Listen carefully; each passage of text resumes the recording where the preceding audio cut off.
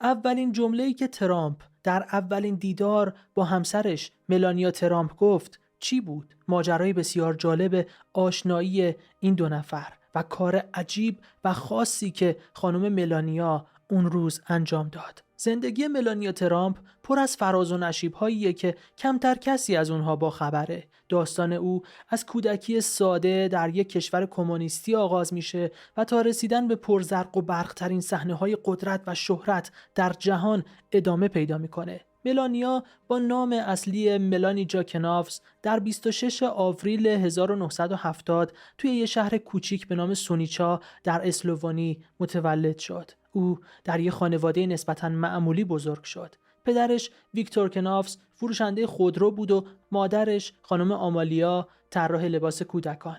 خانواده کنافز از نظر مالی در یه حد متوسط بودن، اما پدر ملانیا تونسته بود با پشتکار و تلاش‌های خودش سطح زندگی خانواده رو بهبود ببخشه. دوران کودکی ملانیا تحت تأثیر نظام کمونیستی یوگسلاوی و محدودیت‌های اون دوران ادامه پیدا می‌کرد. این کشور که تحت رهبری تیتو اداره می‌شد، محدودیت‌های اقتصادی و سیاسی خاص خودش رو داشت که روی زندگی مردم عادی تأثیر بسیار زیادی گذاشته بود. ملانیا از همون دوران کودکی استعداد و علاقه بسیار ویژه‌ای به دنیای مد و زیبایی نشون داد.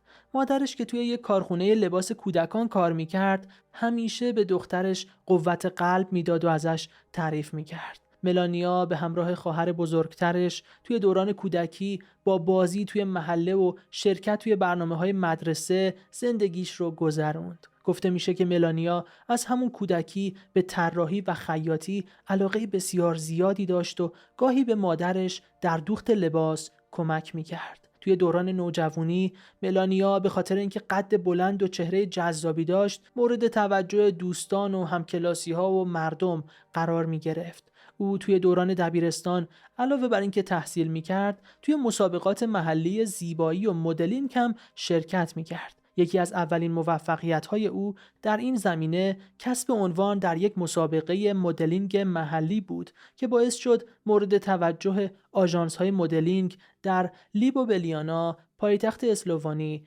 قرار بگیره. ملانیا بعد از اتمام دبیرستان به دانشگاه لیوبلیانا رفت و توی رشته طراحی و معماری مشغول به درس خوندن شد. به خاطر علاقه بسیار زیادش به دنیای مدلینگ تصمیم گرفت که دانشگاه رو نیمه کاره رها کنه و به طور تمام وقت به کار در این زمینه بپردازه. او خیلی سریع پیشرفت کرد و تونست قراردادهایی با آژانس‌های مدلینگ معتبر اروپا ببنده.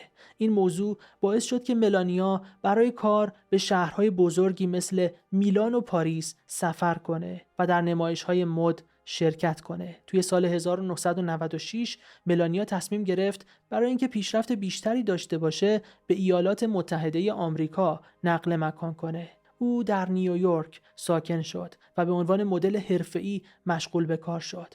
نیویورک با بازار رقابتی و پویای خودش فرصتی عالی برای ملانیا بود تا مهارت‌هاش رو نشون بده. او در این دوره با عکاسان و طراحان برجسته همکاری کرد و عکس‌هاش توی مجله‌های معتبر مد چاپ شد. نقطه عطف زندگی ملانیا شاید توی سال 1998 رقم خورد وقتی که برای اولین بار دونالد ترامپ رو دید. ترامپ در اون زمان یکی از شخصیت‌های مشهور و یکی از سرمایه‌داران بزرگ آمریکا به حساب می اومد. در مورد اولین دیدار ترامپ و ملانیا داستان جالبی وجود داره که نشون میده شخصیت این دو نفر چقدر خاص بوده. ترامپ و ملانیا برای اولین بار سال 1998 توی یک مهمونی مد در نیویورک با همدیگه آشنا شدن. این مهمونی توسط یک دوست مشترک برگزار شده بود و ترامپ که در اون زمان از همسر دومش مارلا میپلز جدا شده بود و مجرد بود توی اون مهمونی حضور پیدا کرد. ترامپ به عنوان یک تاجر مشهور و یک شخصیت شناخته شده اونجا بود. بلا فاصله ترامپ وقتی که ملانیا رو دید تحت تاثیر زیباییش قرار گرفت و تصمیم گرفت که بهش نزدیک بشه و با او صحبت کنه. داستانی که ملانیا تعریف میکنه اینه که ترامپ وقتی او رو برای اولین بار دید از او تعریف و تمجید کرد و از او درخواست کرد که شماره تماسش رو بهش بده. اما ملانیا نمیخواست به سادگی تحت تأثیر قدرت و شهرت ترامپ قرار بگیره. به خاطر همین یک کار هوشمندانه انجام داد و به جای اینکه شماره خودش رو به ترامپ بده، شماره ترامپ رو گرفت. او بعدها گفته که این تصمیم برای نشون دادن استقلال و شخصیت قوی من گرفته شد. نمیخواستم که جلوی ترامپ یه زن مثل بقیه زنها به حساب بیام. نمیخواستم به راحتی با ترامپ ارتباط برقرار کنم. ملانیا توی یکی از مصاحبه‌هاش گفته که وقتی شماره ترامپ رو گرفته چند روزی صبر کرده تا با او تماس بگیره. ترامپ بعدها گفت این حرکت هوشمندانه ملانیا او رو تحت تأثیر قرار داده و باعث شده که بیشتر به او علاقه‌مند بشه. این شروع یک ماجرا برای یک رابطه طولانی بین یک زن و یک مردی بود که در آینده ماجراهای جالبی رو تجربه کردن. مثلا ملانیا یه اتهامی بهش وارد شد که همه رو شوکه کرد که در ادامه ویدیو خواهیم شنید. رابطه ترامپ و ملانیا در طول سالهای بعد جدی‌تر شد و با وجود اینکه اونها 24 سال با همدیگه اختلاف سنی داشتن، در نهایت در سال 2004 بعد از 6 سال آشنایی نامزدی خودشون رو اعلام کردند. مراسم ازدواج اونها در ژانویه 2005 در یک کلیسا برگزار شد و مراسم عروسی با حضور چهره‌های برجسته سیاسی و هنری به یکی از رویدادهای بزرگ سال تبدیل شد. ورود ملانیا به زندگی ترامپ و شهرتی که بعد از اون به دست آورد، چالش‌ها و حاشیه‌های زیادی رو برای این زن به همراه داشت. یکی از جنجالی‌ترین اتفاقات زندگیش اتهامی بود که در سال 2016 توسط یک روزنامه منتشر شد و او رو به عنوان یک کارگر جنسی معرفی کرد. در سپتامبر 2016 روزنامه دیلی میل بریتانیا و یک وبلاگ نویس آمریکایی با انتشار عکس‌هایی از ملانیا مدعی شدند که این زن در دهه 90 میلادی و پیش از آشنایی با ترامپ به ارائه خدمات جنسی به مشتریان پولدار مشغول بوده. در عین حال همسر ترامپ این ادعا را رد و درخواست کرد که 150 میلیون دلار غرامت دریافت کنه. در آوریل 2017 پس از پیگیری‌های قانونی، روزنامه دیلی میل ضمن عذرخواهی بابت این گزارش دروغ اون رو تکذیب کرد و نوشت ما میپذیریم که این ادعاها درباره خانم ترامپ صحت نداره. ما تمام گفته‌های خودمون رو رد می‌کنیم. ما توافق کردیم که خسارت و هزینه‌های خانم ملانیا رو پرداخت می‌کنیم.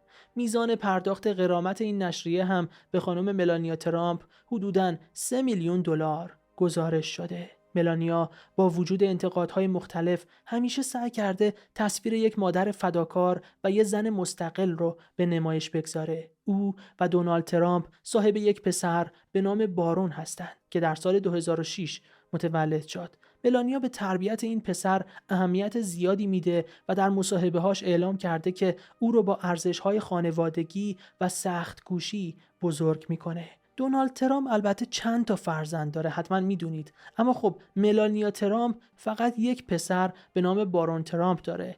ایوانکا ترامپ دختر ترامپ از ازدواج اولش هست که یکی از مشهورترین فرزندان ایشون هست و مشاور ارشد کاخ سفید در دوران ریاست جمهوری پدرش هم بوده. دونالد ترامپ جونیور پسر بزرگ آقای ترامپ هست. ایریک ترامپ دیگر پسرش هست و تیفانی ترامپ هم از همسر دومش هست. حالا ملانیا و ترامپ مجدداً به کاخ سفید برمیگردن. لطفاً شما عزیزان هم نظرتون رو در مورد خانم ملانیا ترامپ بنویسید. میدونستید مستانه مهاجر همسر سابق پژمان بازرگی هست و 7 ساله که اونها از هم جدا شدن؟ ماجرای زندگی این زن شجاع که با سرطان هم جنگید و پیروز شد بسیار جالبه. برای تماشا لطفاً روی تصویر ایشون کلیک کنید. سپاسگزارم که این ویدیو رو لایک کردید. مواظب خودتون باشید.